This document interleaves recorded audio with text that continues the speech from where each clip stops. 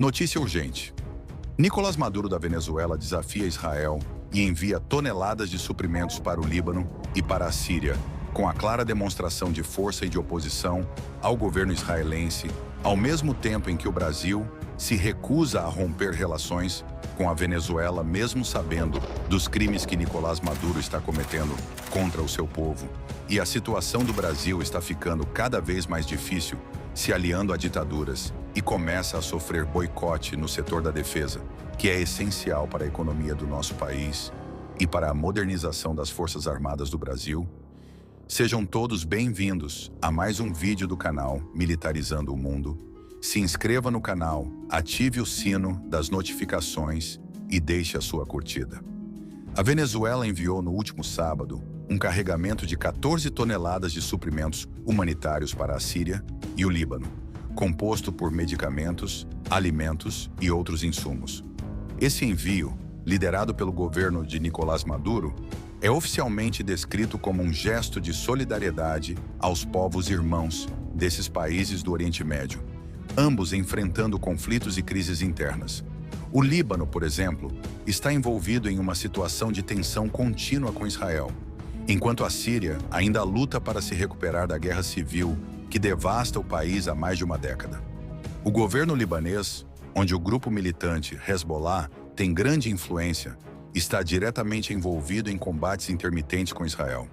Embora a ajuda tenha sido apresentada como puramente humanitária, analistas internacionais têm levantado suspeitas de que o governo de Maduro esteja usando esse pretexto para enviar apoio disfarçado ao Hezbollah, grupo xiita libanês amplamente apoiado pelo Irã.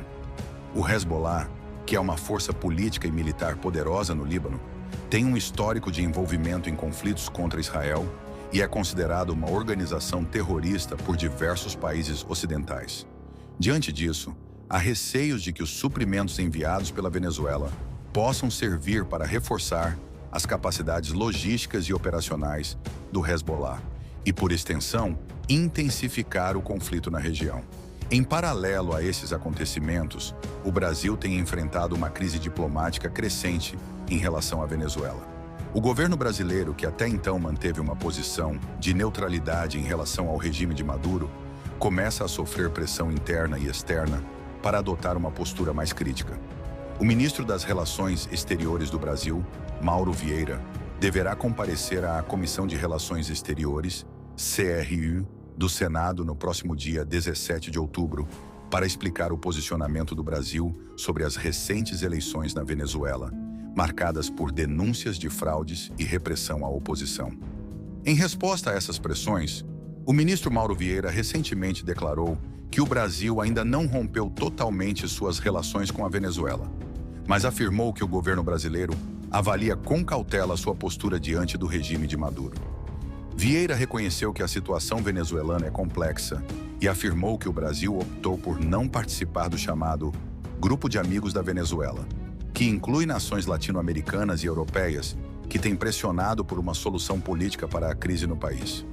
Essa declaração sinaliza uma tentativa de manter uma política externa mais flexível, evitando rompimentos diretos, mas também sem se comprometer a apoiar o regime de Maduro.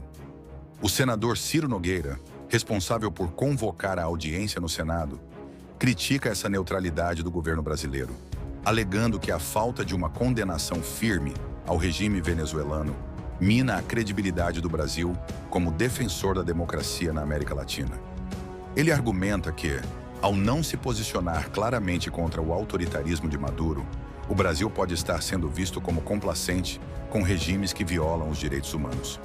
O dilema do Brasil em relação à Venezuela foi evidenciado novamente em uma votação no Conselho de Direitos Humanos da ONU, realizada na última sexta-feira.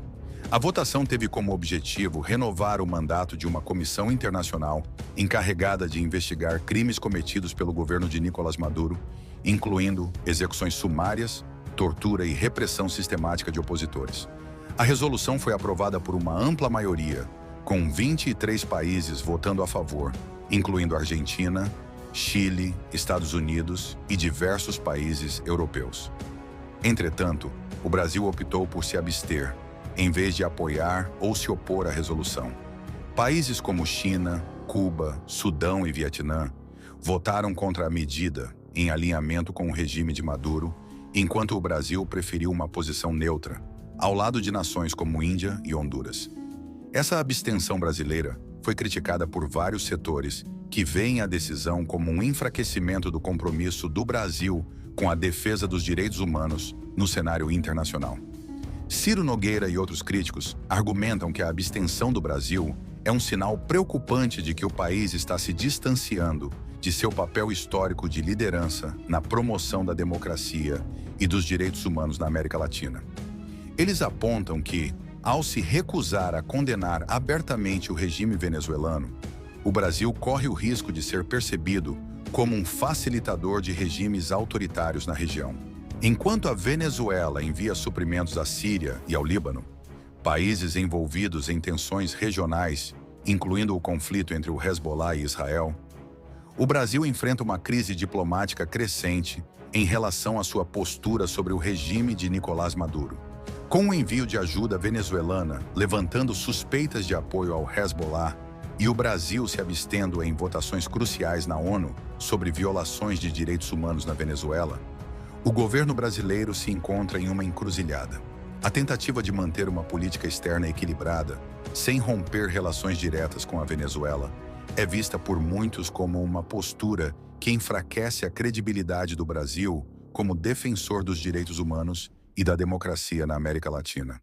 Se gostou desse vídeo, deixe seu like, se inscreva e ative o sino das notificações.